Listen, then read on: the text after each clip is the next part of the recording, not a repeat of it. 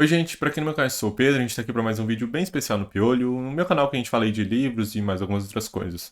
Esse vídeo, ele é sim, né, sobre um livro específico, o que tá dentro dele, tem até um unboxing logo mais, mas também é sobre o depois. Até mesmo o que significa ler um livro desse tamanho, qual que é a tradição em que isso se insere, os mitos presentes em qualquer história mesmo, e os mortos que nos acompanham em direção a esse portão, isso vai fazer sentido, eu prometo. Então, depois de pouco menos de 3 meses, lendo aí uma das versões prévias, né, que eu tenho aqui, eu terminei Tons Crossing na noite de 30 de agosto de 2025. E nesse tempo, né, desde então, outros poucos menos de 3 meses, eu pensei e lutei muito sobre o que falar dessa obra e, bom, aqui estamos.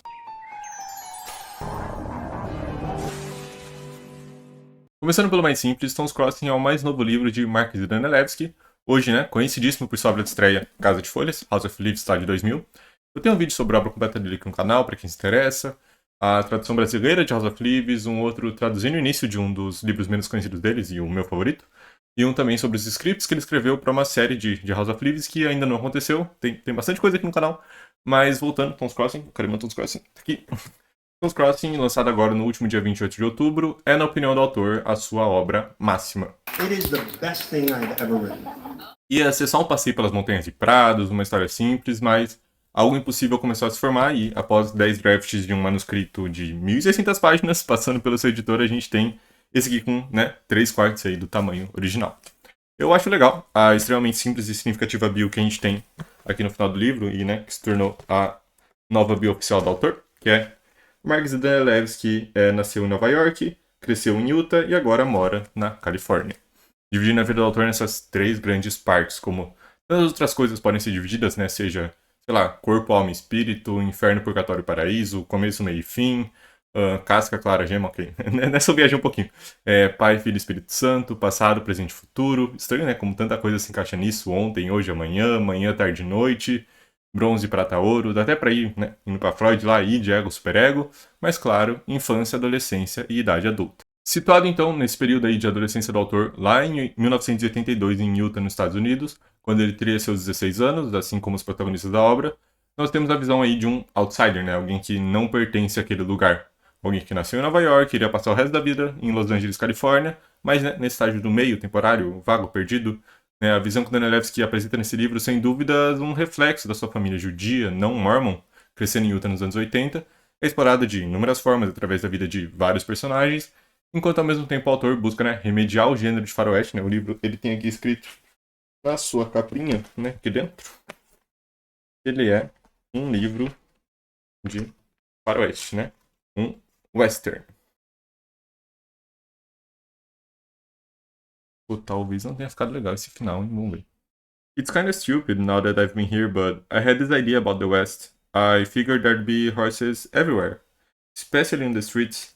But like everywhere else, there was just a lot of cars. They have more horses in Pennsylvania and Maryland than they do out here. Bom, eu escolhi essa frase para abrir o tema do Oeste americano, porque acho que até especialmente para nós aqui brasileiros, a gente também só tem essa, digamos, ideia do Oeste. E não tô dizendo que a gente não entende como foi, ou sei lá, eu digo no sentido de uma ideia mítica, né, de algo que não existe. Tanto assim, né, uma lenda mesmo. Claro que né, a gente tem os grandes filmes de faroeste, ou mesmo os livros tipo do McCarthy, mas o livro se passa no estado de Utah, na cidadezinha de Provo, que na verdade é Orvot, né, que é uma versão alternativa, um falso espelhamento, a gente já fala disso, que abre com essa quebra de expectativas de um dos nossos personagens que eu acabei de ler, né, recém-chegado ali. O capítulo 1 começa com o Kalim, que eu vi ser batizado Kaylin, então vou alternar entre os dois. Ele mais alvo que a neve na sala que ele e sua mãe Ellison chamam de seu quarto. Mas a gente já se adiantou porque nas 40 páginas que antecedem o capítulo 1, nós conhecemos o cercado A, com 2 cavalos ainda sem nome, mordiscando a grama, e esse mesmo Kalim, né, Kaylin, sentado em cima do portão, admirando a beleza daquela água preta, Navidade, e o bairro escuro, Mouse. Gente, só uma latinha aqui, mas eu não entendo muito do cavalo, não, nem em inglês, nem em português, mas eu dei uma melhor nas traduções para tentar adaptar para o português, né? Essa questão do Blood Bay, Black Mare, né? Para água preta, baio escuro, né? Que talvez seja baio de sangue, mas eu não vi isso sendo muito usado.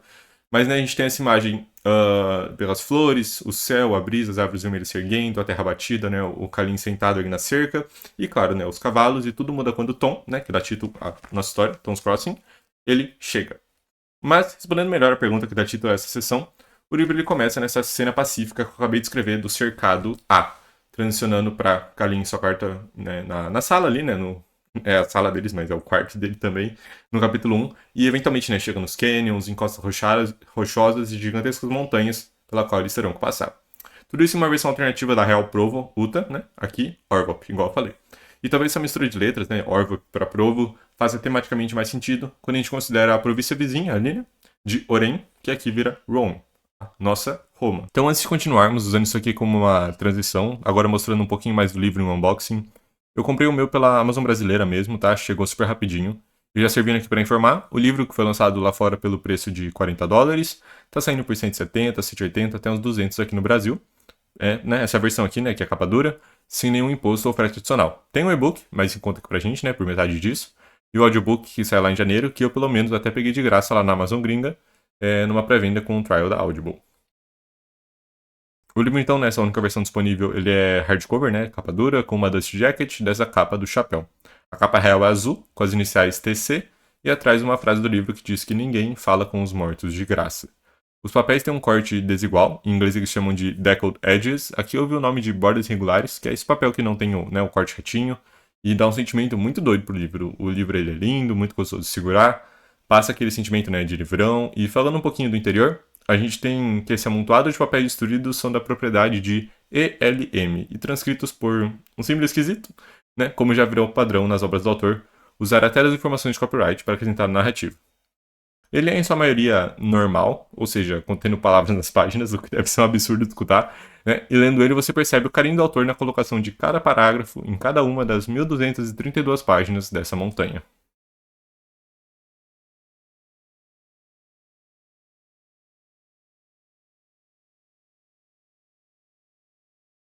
Tom Gatestone, né, um jovem cowboy de 16 para 17 anos, usando um chapéu desse aqui. Ele já tinha subido muito em touro, sua vida eram cavalos, era um menino famoso, cria um fascínio instantâneo por Kalin, né, pelo Kaelin, e vou ilustrar isso aqui num diálogo perfeito, né? Um outro menino, o Lynx, ele veio perturbar o Kalin, que estava ali de boa, observando os cavalos. O Tom chega logo depois e começa uma mini aposta, né, para ver sobre quem ficaria mais tempo em cima deles. Você quer subir neles? Tom pergunta. E Lindsay rebate com a realidade. Tom, esses cavalos são do velho Porsche. Ele nos mataria se descobrisse. Isso é certeza, Lindsay, mas se a gente for mesmo, a chance é na real desses dois cavalos nos matarem antes. Tom, a gente nem tem uma cela. Ao que Kalin, em silêncio até agora, responde. E vocês precisam de uma cela? Todo joguinho acontece, né? Incrivelmente narrado, são os poucos segundos que cada um consegue ficar em cima de novidade. Não vou estragar a experiência de ninguém, que esse livro é, sobretudo, extremamente divertido. Mas isso dá início ao primeiro relacionamento do Kaelin nessa nova cidade, logo, né, com a peste do Tom que ele foi se relacionar. Como eu falei, né, no meu vídeo de impressões iniciais, o livro ele tem algumas partes que tratam ali da vida escolar deles nesse período, uma amizade, digamos, quase secreta entre os dois, e o jeito que eu entendo essas cenas é do mesmo jeito que eu entendo, né, que a gente tem ali uma espécie de mini comédia romântica dentro de um anime como Evangelion, por exemplo, ou mesmo Gunbuster. É um coração inevitável que a gente tem no livro, né? O livro tem todas as suas aventuras e tal, mas ele tem esse coração. Que é sem dúvida não um reflexo das experiências do autor. E tudo isso vai ladeira abaixo quando Tom, já de cama há algum tempo, morre de câncer no fim do prólogo. Câncer esse que estava até em seus pés. Não sem antes sussurrar ao ouvido de Kalin, né? Kaelin, enfim, é difícil. Eu prefiro Kalin, mas o pessoal tá falando Kaelin. O caminho da Tom's Crossing, a travessia. Esse livro ele tem outros dois corações, talvez três.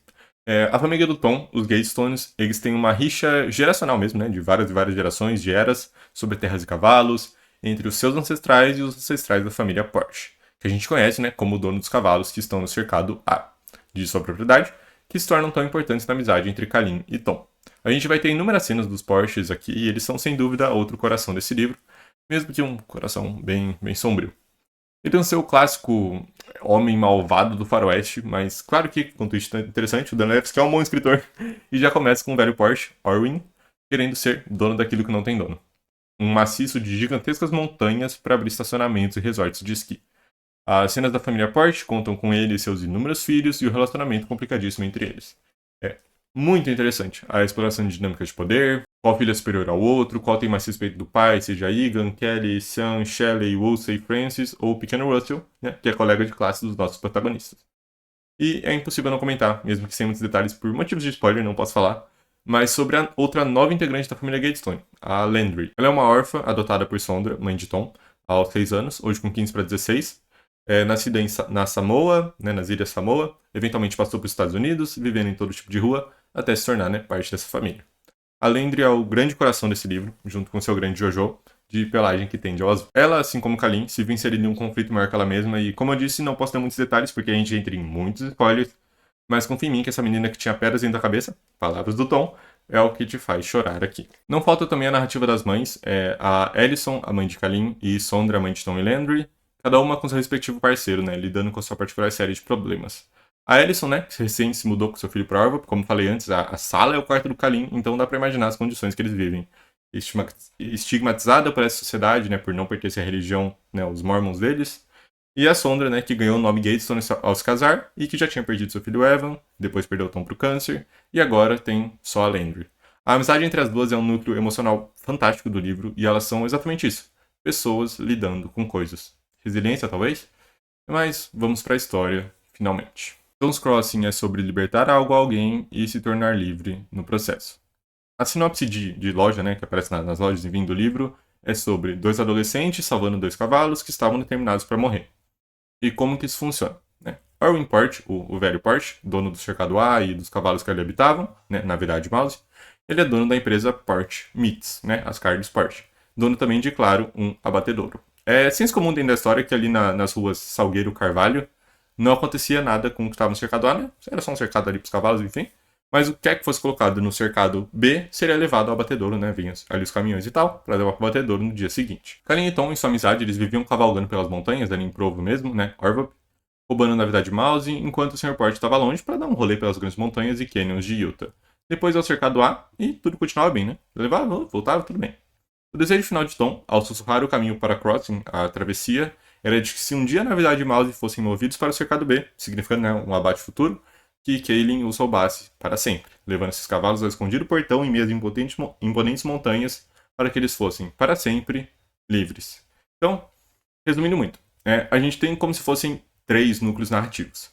A jornada de Kalin, acompanhado pelo fantasma de Tom, e a gente já fala desse fantasma, calma lá, a gente já chega a parte dos mortos, e depois, né, ele também acompanha de Landry, levando na vida de Mouse pelas montanhas, para evitar, né, aí os Portes. Tem também, né, o segundo núcleo, que é a família Port toda, né, os 15 nomes lá que eu listei antes, em busca de seus cavalos e do Kaelin também, né, buscando acertar as contas com esses malditos Gatestones que sempre estão fazendo coisa errada para eles. E a gente tem o núcleo das mães, né, da Sondra Gatestone e Ellison March, em busca de seus filhos que desapareceram sem explicação, né, porque eles estão na montanha indo libertar os cavalos sem falar para ninguém.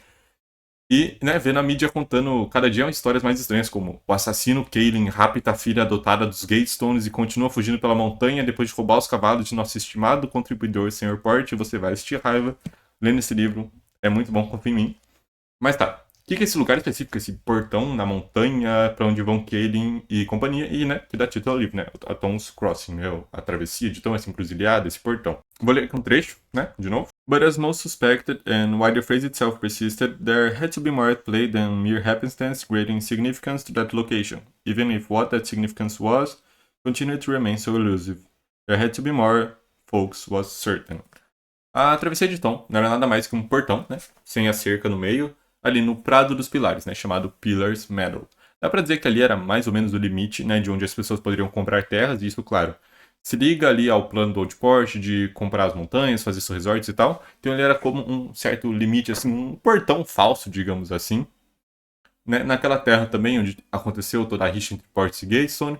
Mas no fim era realmente só um portão, que apesar de, né, assim ou apesar de qualquer outra coisa, era um indicativo de liberdade. E para chegar nele, né, era necessário atravessar toda a montanha, o enorme maciço de Catanogos, passando pelo canyon de Izat, na vida real o Azat, as 9 encostas, 9 portões, muita coisa, né, chegar no topo da montanha para descer até aquele prado onde tinha finalmente o portão, um caminho que só o Tom, esse incrível cavalgador, cowboy, sei lá como que fala isso, só o Tom conhecia, e que para todo mundo era, na real, só uma parede, né? Como assim você vai pensar no que tá atrás da parede da montanha? Só Tom conhecia realmente esse caminho extremamente estreito para esse portão. Antes da gente entrar no tema dos mortos, então, em Fantasma de Tom, a gente já chega lá, eu quero falar sobre a natureza dessa narrativa.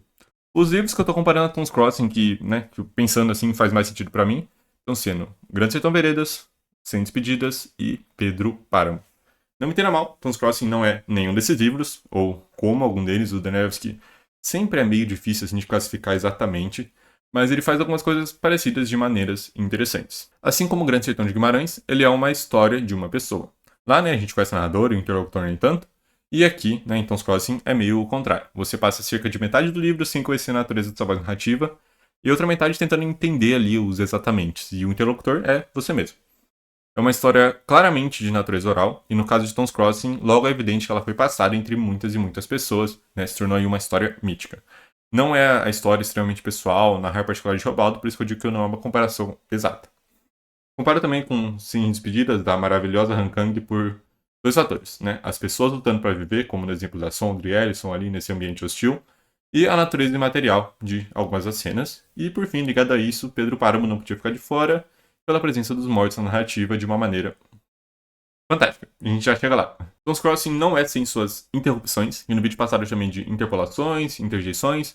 Isso aparece já na primeira página do livro. Então a gente tem aqui, segura aqui, um pequeno parágrafozinho, né, descrevendo aí aquela cena que eu mesmo descrevi, uma linha sobre como estava todo pacífico, e depois a gente tem esse pedaço aqui, que é um relato do futuro de como foi feita uma pintura sobre essa cena. Isso é super comum, né, claro. A maioria disso aqui é história, mas ele também tem inúmeras desses trechos assim. Tem comentários de professores lá de Orva, pelo mesmo policiais, advogados, pessoas da cidade mesmo, sobre toda essa história, né? Eles são muito frequentes entre os parágrafos do nosso livro. E isso se assemelha, né, a House of Leaves, né, às notas de acadêmicos e do Johnny, então, assim, estilisticamente ele mira em algo similar, mas ele atinge isso de uma forma diferente. E realmente, né, esse tipo de coisa virou aí um marco estilístico do autor que engrandece a lendária travessia performada por Kalim, né, para libertar os cavalos, mas vamos finalmente aos mortos. The ghost isn't in the machine. The ghost is the machine. Como eu tinha falado na introdução, eu muito lutei para concluir o que eu penso sobre esse livro. Essa citação, para mim, ilustra muito bem o que é esse objeto aqui. O fantasma que é a máquina. Essa frase que vem lá da filosofia, da qual eu não entendo praticamente nada, critica um dualismo que separa, né, mente e corpo. Então, fantasma, máquina, enfim. Fantasma não extraindo da máquina, há um erro de categorização. Eles são a máquina.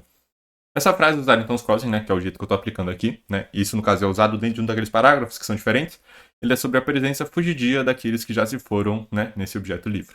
Desde a voz narrativa, as centenas, né, de interrupções que eu comentei agora mesmo, até para pessoas muito reais. Esse livro ele funciona como objeto centralizador de todas essas perspectivas. Evitando detalhes por conta de spoilers, mas perto do final ali dos primeiros 3 atos do livro, nossos personagens eles passam uma noite na mina Alwaides. Até esse ponto, um tom parcialmente sem memória guiava a Kalin até a Crossing, né, até a travessia.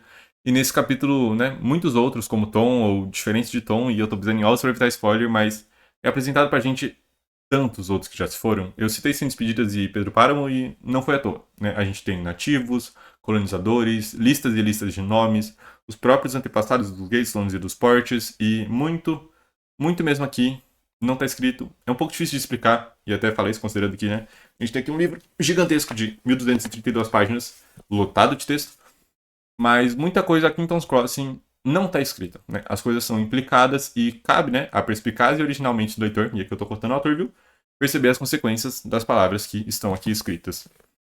Muito mais não pode ser dito aqui, estarei fazendo um serviço para a obra, mas saiba que a liberdade, né, alcançada ao chegar a Tons Crossing não é só para os cavalos que iriam ser abatidos, ou os próprios Kelin e Landry, ou mesmo Tom, é para todos eles, aqueles nomeados ou aqueles que também não foram nomeados.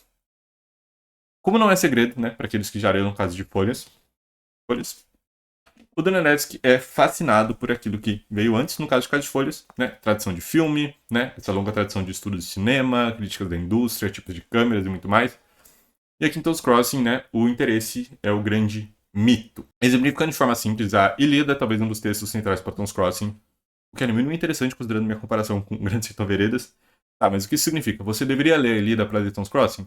Claro que não. A gente já começa do pressuposto que você deveria ler a Ilíada e ponto, né? Mas, tô querendo reler, inclusive. Mas o que eu quero dizer é, o Gudanilevski, ele tá interessado nessa tradição, né? Em como aquela história funcionava, a própria natureza oral também, né? Considerando a Ilíada e tal. As perspectivas, os lados, Aquiles, Heitor, Patroclo, os cavalos, isso está presente aqui. Em House of Leaves, estou mudando um pouquinho, lá no capítulo 13 a gente tem uma grande citação de que mito é o tigre que ronda o rebanho. E, né, isso tem várias implicações, não vou entrar aqui, mas é meio que isso mesmo que acontece aqui, né? A gente tem esse tigre rondando, né? A fera que ronda ou assombra essa história, e essa grande cadeia de montanhas. A fonte do livro, por exemplo, né, tipo, literalmente a fonte do livro, ela chama Elysium, né, o paraíso grego. O Donetsk mesmo citou, né, sobre as descrições estáticas, como o escudo de Aquiles, e que a gente tem muito disso também, nessas descrições que saltam à vista, assim como, né, é o escudo de Aquiles lá na Ilíada. Para imitar um pouco, vamos rapidinho para Poéticas do Espaço, sim, de um filósofo francês, uma das grandes fontes das quais Sófocles bebe. Nesse trecho, o autor ele vai falar de miniaturas, né, de como a experiência de um botânico observar uma planta em detalhes. Isso vai fazer sentido. Thus, the minuscule, narrow gate opens up an entire world. The details of a thing can be the sign of a new world which, like all worlds, contain the attributes of greatness. Miniature is one of the refuges of greatness. A tradução tá aí na tela, vou deixar aí, meu inglês é péssimo, como vocês sabem. Eu me considero bom para ler, mas para falar é outra coisa, né? Mas, ok, o que isso quer dizer? Eu uso aqui essa passagem porque esse livro ele é todo sobre como espaços pequenos em nossa casa podem significar tal coisa, tipo, cada casa subsequente que a gente mora é como um sonho subsequente da casa que a gente morou na infância, como ninguém consegue imaginar ou conceber uma gaveta, uma cômoda vazia, né? A gente pensa nela cheia de coisas, como que essas coisas elas têm certas predefinições, né? Certas poéticas no nosso imaginário coletivo. E nesse trecho ele fala, né, do Narrow Gate, o estreito portão, que, claro, eu escolhi para ilustrar os portões da Tom's Crossing, né, através dessa imagem do botânico, observando ali. Então, essa observação, você abre um mundo, né? Então, ele, através de olhar ali pela lupa, ele consegue acessar esse outro mundo, e né, isso seria o equivalente ali ao estreito portão da Tom's Crossing, que serve, né, como uma miniatura para acessar esse grande conceito de liberdade. Tom's Crossing é cheio de, né, como artistas futuros fizeram representações em certas cenas, e surpresa, a maioria delas, na verdade, existe, né? No lançamento do livro, numa festa lá em Los Angeles, alguns deles estavam à mostra e só acrescentam essa camada mítica da história. Tô colocando umas fotos aqui, mas elas vão estar na descrição, mas tipo, é insano, tipo, a gente tem a descrição e alguém fez essa foto na vida real. Por fim, para citar um exemplo, lá no capítulo 3, a gente tem professores discutindo sobre quem é quem no conflito entre Portes e Gatestones, né? Quem são os troianos, quem são os gregos, essa mesma linha de mito. Isso tudo por causa da morte inicia o conflito. Mas no grupo que eu tava comentando com o pessoal, eu falei, né, é estranho que não falam de Ifigênia, né, se essa era a discussão, né, baseado na morte, nesse conflito. E isso iria ser respondido muito depois. Mas é umas coisas que eu quero dizer naquilo sobre ler o que não está escrito, sabe? Você consegue se questionar sobre certas omissões óbvias e fica muito interessante a forma como o autor eventualmente vai responder. As correspondências mitológicas elas não são óbvias, né? Não são certeiras, um para um. Alguns comentadores sobre isso, como esse que eu acabei de falar, eles tentam, os portes são troianos, os Gatestones são gregos. Mas não dá para ser redutivo assim. Nesse sentido, talvez dê pra comparar com Ulisses do Joyce, né? Suas alusões à Odisseia, mas de forma diferente também. Né? Como eu disse, foi o termo que eu gostei de usar. O principal é que o Danilevski está interessado nessa tradição e de figuras mitológicas, né? Talvez pensar numa Ilíada sem deuses, né? Os cavalos aqui eles não falam como foi de Aquiles, mas a voz dele também emerge narrativa de um jeito que só alguém que se importa profundamente com a natureza animal poderia escrever. Conforme nossos protagonistas se aproximam do fictício Monte Catanogos, as barreiras mitológicas, né? Todas as coisas que eu comentei, elas começam a aparecer mais e mais, as alusões, a ideia de Heitor, de Aquiles. A escalada ela é difícil e ela tem um custo inimaginável na forma como essa história viria a ser contada eventualmente. Bom, como eu falei no meu primeiro vídeo, né, de Tom's Crossing, a estrutura desse livro ele tem o antes da história, né, a gente tem o início lá no Cercado A, quando na verdade Mouse nem nome tinham ainda, com a mini competição para ficar em cima deles, e o início da amizade de Kalim e Tom. Daí a gente passa para 25 capítulos que começam com Kalim, mais alto que a neve, e narram sua jornada para a Tom's Crossing. E lá depois, no fim, a gente tem o que aconteceu depois da história. Então, nesse final do livro, em uma jogada sensacional, eu tô falando no final mesmo, tipo assim, últimas 20 páginas do livro, a pessoa narrando nos diz sobre a popularidade que a frase passar por uma Tom's Crossing ganhou. A frase, claro, em referência ao local mítico que indica a liberdade lá no meio das montanhas, ela teve seu primeiro uso entre jovens ficando na escola, né? Continua com ele, isso vai dar uma Tom's Crossing, né? E isso eventualmente passou até para ele é uma Tom's Crossing, ela é uma Tom's Crossing, né? Sobre as consequências de tomar essa decisão e estar com essa pessoa. Eventualmente isso foi abstraído, né? Ainda mudou para isso é uma Tom's Crossing, né? Então, sobre decisões que você toma e que implicam em uma gigantesca jornada com um gigantesco conflito no fim. Isso foi, sem dúvida, passar por uma Tom's Crossing para mim. Um outro uso sobre o ideal para superação de dificuldades, conflitos e um antagonismo possível é eu devo isso à minha falecida esposa, estou em uma Tom's Crossing. Cumprindo assim uma promessa feita ainda em vida à pessoa amada. Lembra da lista de nomes que eu comentei sobre os mortos? Enfim, longa história. Eu tenho um nome lá. Isso torna essa jornada infinitamente mais pessoal para mim. A liberdade de navidade mouse, e até que eu vou ter que pausar meu texto aqui, porque essa parte é um pouco difícil, mas... A liberdade de navidade mouse, esses cavalos, de Kalim, claro, os outros também era, de certa forma, minha, né? Esses mortos que acompanharam eles a partir daquele ponto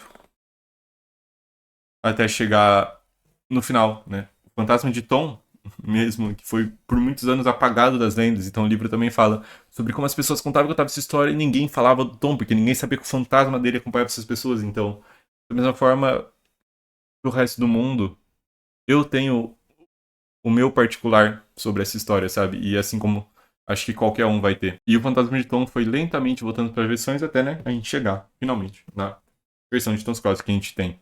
Lá na cena do começo, ainda no cercado A, assim que Lindsay cai do cavalo sem durar nem 3 segundos em cima de Navidade, se estraçalhando no chão em meio ao esterco, Tom ainda vivo olha pro cavalo que tanto ama, olha pra Kalim e diz a seguinte frase.